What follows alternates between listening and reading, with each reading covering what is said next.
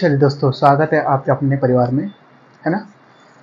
आज जो करने वाले प्रश्न नंबर 3, प्रश्न नंबर 3.2 का क्वेश्चन है।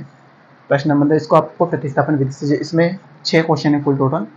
उन सभी को आपको हल करना है, 5 क्वेश्चन है सॉरी। तो आपको क्या करना है कि उसको प्रतिस्थापन विधि से ही सोल्व करना है, ठीक है, क्योंकि प्रश्न दिया में बोला है। अगर आपको एग्जाम में ऐसा आता है कि विलोपन विधि से या प्रतिस्थापन विधि से आपको ऑप्शन में आया है तो आप उसी विधि से सोल्व करना है इसको। तो क्वेश्चन सरल है और आईएमपी क्वेश्चन दोस्तों, इस चैप्टर का मोस्ट आईएमपी क्वेश्चन है, इसको अच्छे से कर लेना है ना। तो क्वेश्चन है, दो संख्याओं का अंतर 26 है, मतलब कोई भी दो संख्या है, कुछ भी हो सकता हो, आप अपने हिसाब से मान सकते हो। उनका अंतर कितना है, अंतर मतलब उसका बीच का बोल सकते घटाना, है ना। और एक संख्या दूसरी संख्या के 3 गुनी है। तो और उसमें एक संख्या है, जैसे मान लो एक संख्या 1 हुई तो दूसरी संख्या 3 गुना मतलब 3 होगी। बाय ऑप्शन मतलब ये संख्या नहीं, लेकिन अपन बता सकते हैं। तो 3 गुनी है तो उन्हें ज्ञात करें, मतलब वो संख्या है ज्ञात करना, कौन कौन सी वो संख्या है। तो देखो, सबसे पहले आपको प्रश्न को पढ़ के एक एक करके इक्वेशन बनाना पड़ता है। ऐसे क्वेश्चन हम तो दो इक्वेशन कैसे पढ़ेंगे, पहले आधे क्वेश्चन को पढ़ेंगे फिर आधे क्वेश्चन पढ़ेंगे। लेकिन ऐसे क्वेश्चन जो हमें ज्ञात करना उसको मान लेते पहले। तो क्या होगा, हल माना, क्या मानेंगे, हमें ज्ञात करना है कि उन्हें ज्ञात किया, मतलब वो संख्या ज्ञात करना है। तो इसमें पहली और दूसरी संख्या मान लेंगे, क्योंकि इसमें वाला कि दो संख्या है ना, पहली और दूसरी संख्या। तो पहली संख्या मान लेंगे, पहली संख्या क्या मानेंगे, चर राशि एक्स, है ना। और दूसरी संख्या क्या मानेंगे, संख्या मानेंगे वाई, ठीक है। इस प्रकार से पहले और दूसरी संख्या मान लेंगे। अब क्वेश्चन पढ़ते हैं। दोनों संख्याओं का अंतर 26 है, मतलब दो संख्या हमने पहली संख्या मान ली एक्स, दूसरी मान ली वाई, इन दोनों का अंतर कितना है, 26 है। तो प्रश्न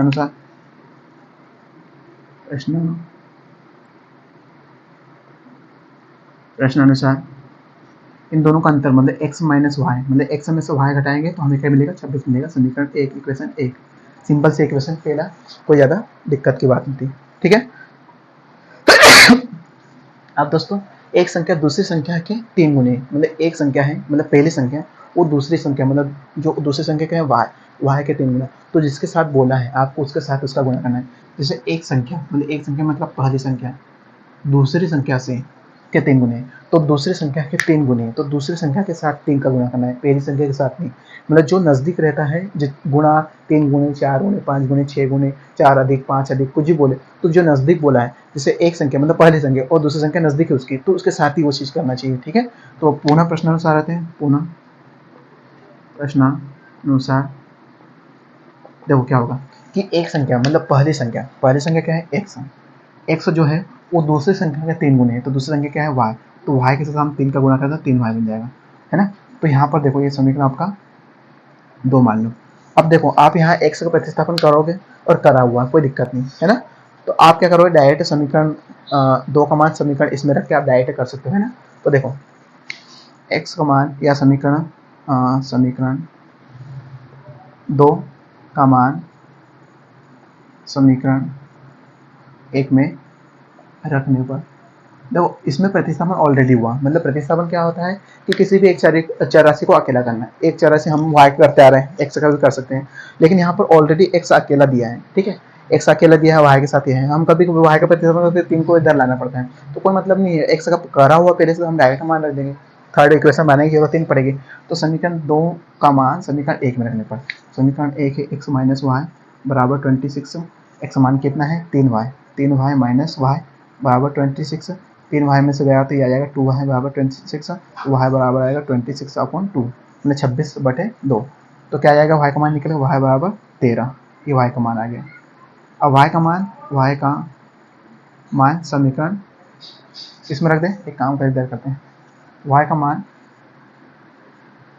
समीकरण 2 में रखने पर, 2 में रख दें, रखने पर तो 2 में रखते हैं तो क्या है, x बराबर 3y, तो y का मान क्या निकल के आया, x बराबर 3 गुना 13, तो x बराबर 13 39, तो ये हमारे x का मान आ गया दोस्तों। अब यहाँ आपको यहाँ देखो कि क्या हमारी इन दोनों संख्याओं का मतलब x माइनस वाई का मान 26 आ रहा है। देखो इक्वेशन में रख के देखते हैं हमारी संख्या सही कि नहीं। x का मान कितना है 39, माइनस वाई का मान कितना है 13, बराबर क्या 26 आ रहा है। तो 9 में से 3 गए तो 6, 3 में से 1 गए तो 2, करेक्ट आंसर आ रहा है दोस्तों। मतलब हमारे जो x मान के निकले हैं, x और y के मान निकले वो सही है। तो अतः अभिष्ट संख्या है बोल के, अतः अभिष्ट संख्याएं x बराबर 39 और y बराबर 13 होंगे। तो आपको इतना करना था। क्वेश्चन में ज़्यादा कुछ दम नहीं था दोस्तों, क्वेश्चन बहुत ही सरल था और आईएमपी क्वेश्चन दोस्तों। तो ये क्वेश्चन नंबर 3 का पहला हो गया। अब क्वेश्चन नंबर 3 का इसका दूसरा क्वेश्चन करते हैं दोस्तों। इसको आप कर लेना, क्योंकि आप देखो ना उन्हें ज्ञात है तो 3 गुना भी है ना, हम बोल सकते हैं ना, हम 13 का 3 गुना भी है ना, बोला ना कि एक संख्या दूसरी के 3 गुना है, तो दूसरे समझ लो वो है 13 है, 13 का 3 गुना ही 39 है, इससे भी सेटिफाइज हो रहा है ना। देख लो इसको। चलिए क्वेश्चन नंबर हम थर्ड का दूसरा करते हैं। दो संपूरक कोणों में बड़ा कोण छोटे कोण से 18 डिग्री अधिक है। देखो मैंने क्या बोला कि जिसके साथ बोला जाए इतना अधिक, इतना कम, इतने गुना, तो उसके साथ ही उसका इतना गुना करना पड़ेगा। छोटे कोण से 18 अधिक है, हमें छोटे कोण में 18 को जोड़ना पड़ेगा। दूरी है तो इसके साथ निकालना है दोस्तों। इसके पहले हमने क्वेश्चन में किया है। तो अब यहाँ दो संपूरक कोण का मतलब क्या होता है? संपूरक कोण का मतलब ऐसे दो कोण जिनका योग 180 हो। ऐसे कोण, ऐसे दो कोण हमेशा याद रखना जिसका योग हमेशा क्या हो 180। इसका पूरक भी होता है। पूरक का मतलब जिसका, ऐसे दो कोण जिसके जिनका योग 90 हो। तो हमें संपूरक कोण की बात की तो हमें दो कोण होगा और दोनों कोणों का योग कितना होगा? 180 होगा। तो क्या लिखा है? तो हमें इसमें पहले माना है तो नहीं ज्ञात नहीं, मतलब दोनों कोणों को हमें ज्ञात करना है। तो हमें क्या, छोटे कोण से 18 देंगे। किससे? छोटे कोण से। तो हम छोटे कोण को अगर x मान लें और उसका 18 अधिक कर दे तो y का मान निकल आएगा। ठीक है, तो हम मानेंगे हल माना x छोटा कोण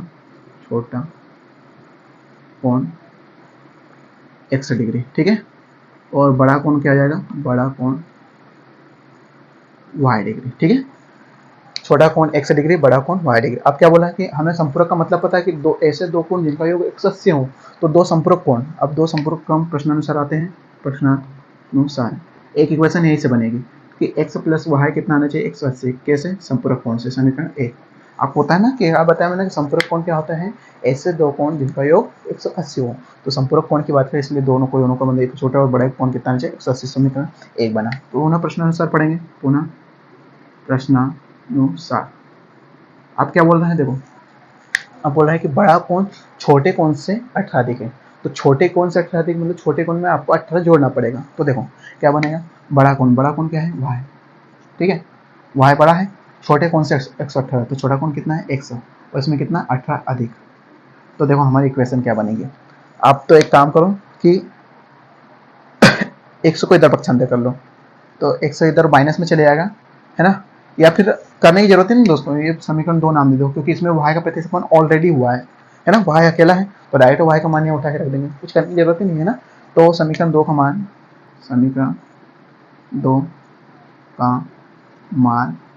समीकरण 1 में रखने पर, तो समीकरण 1 में रख देंगे अपन, तो x प्लस वाई बराबर 180 है समीकरण है, और y का मान क्या आएगा? x प्लस वाई का मान आ गया x प्लस 18 बराबर 180। ये 2x हो जाएगा प्लस 18 बराबर 180। ठीक है, अब क्या होगा कि 2x नहीं रहेगा, 18 उधर जाएगा बराबर के, तो 180 माइनस 18 हो जाएगा। तो 2x बराबर कितना आएगा?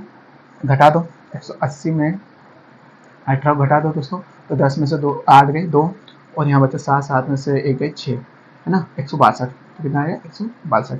तो x बराबर कितना आएगा? 162/2। तो x बराबर कितना आएगा? 2 8 16, 2 1 81। x मान कितना है? 81। मतलब x का जो छोटा कोण हो जाएगा वो कितना है? 81 डिग्री। तो हमें दोनों कोण याद करना है। तो अब x मान किस में रखें? समीकरण 2 में रखेंगे। x का मान समीकरण 2 में रखने पर, तो समीकरण 2 में रखें तो y बराबर x का मान कितना है? 81 प्लस 18। तो y बराबर जोड़ दो इसको, 8 और 1 9 और 9 99 दोस्तों। ये आ गया हमारा y का मान। अब देख लो दो संपूरक कोण है ना, अब इन दोनों को योग करके देख लो 180 आएगा, क्योंकि देखो 1 और 9 10 10 की 0 हासिल का 1 9 9 18 180 हो जाएगा दोस्तों। तो ये हमारा जो निकले हैं दो पूरक कोण संपूरक कोण, ये हमारे सही है। तो अभिष्ट मान x बराबर 81 और y बराबर 99, ये हमारा आंसर हो जाएगा दोस्तों। ठीक है, तो ये आज के वीडियो में फिलहाल इतना है दोस्तों। यहाँ 2 क्वेश्चन मैंने कवर किया आप लोगों के। वीडियो आप लोगों को अच्छा लगा तो प्लीज़ वीडियो को लाइक और चैनल को सब्सक्राइब करें। मिलेंगे अगले वीडियो के साथ, तब तक के लिए जय हिंद।